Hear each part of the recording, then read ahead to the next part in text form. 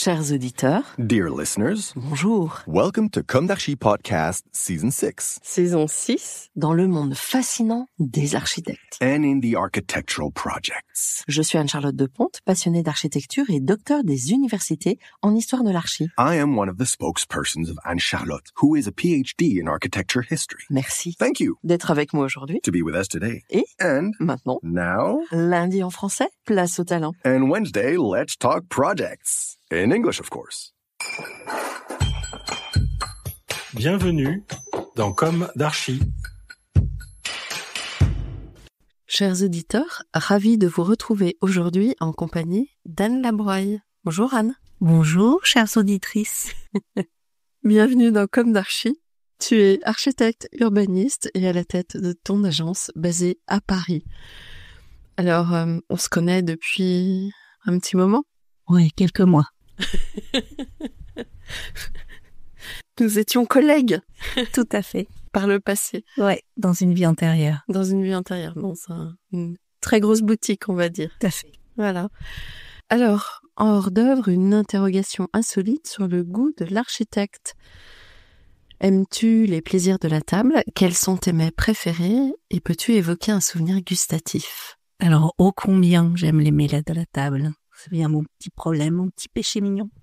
Mais ils sont tellement nombreux, les souvenirs, que c'est pas évident comme question. Mais j'ai essayé de réfléchir et peut-être qu'un de mes souvenirs, c'est toujours des souvenirs de partage, de transmission, apprendre à faire ensemble, à faire de la cuisine ensemble et à transmettre des recettes. Donc j'avais un très joli souvenir qui était arrivé dans une maison de vacances où il y a rien à manger avec des enfants affamés et un copain italien qui, en 2-3 mouvements, sort de la farine, des œufs et de l'eau et nous apprend à faire des pâtes et apprend à faire des pâtes à ses enfants qui sont complètement émerveillés.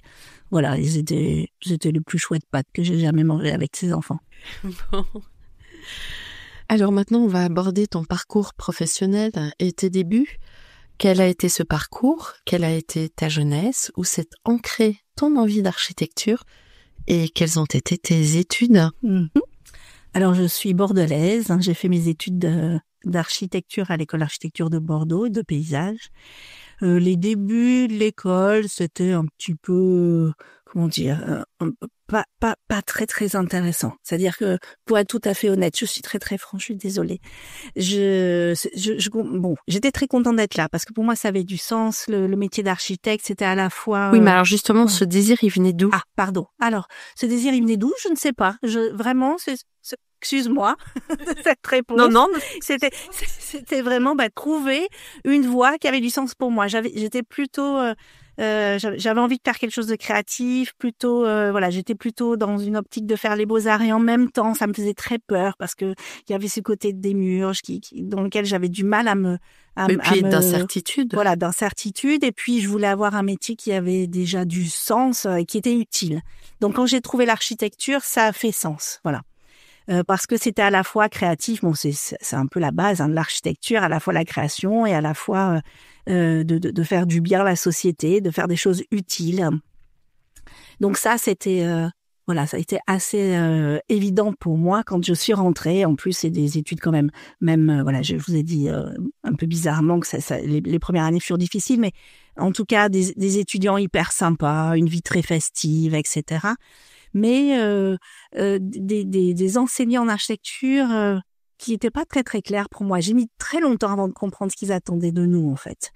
Et ce qui a été vraiment le point de départ et la révélation pour moi, c'était finalement paradoxalement de partir de cette école, de partir une année Erasmus en Angleterre, où tout d'un coup il y avait une sorte de légèreté à faire de l'architecture, mais en même temps du sens, du concept design. T'es partie où en Je suis partie dans une petite école à Leicester, où j'étais la seule française. C'était vraiment en immersion totale dans les Midlands. Et c'est devenu extrêmement l'architecture. Et alors que c'était une épreuve pour moi, même si ces études m'intéressaient, il y avait la création était comme je ne comprenais pas les instructions. Là, face à moi, j'avais des enseignants bienveillants qui nous demandaient tout le temps si on était heureux. Are you happy with your project? Et tout d'un coup, il y avait une sensation de bienveillance et l'architecture devenait à la fois ludique et puis créatrice. Donc ça a vraiment libéré tous mes chakras. Et quand je suis revenue à Bordeaux, tous mes anciens me disaient qu'est-ce qui s'est passé en Angleterre. J'ai rencontré des enseignants qui m'ont peut-être ouvert un petit peu l'esprit, ouvert à cette culture. Retrouvez l'intégralité de cet épisode sur Apple Podcast, Acast, Deezer, Spotify.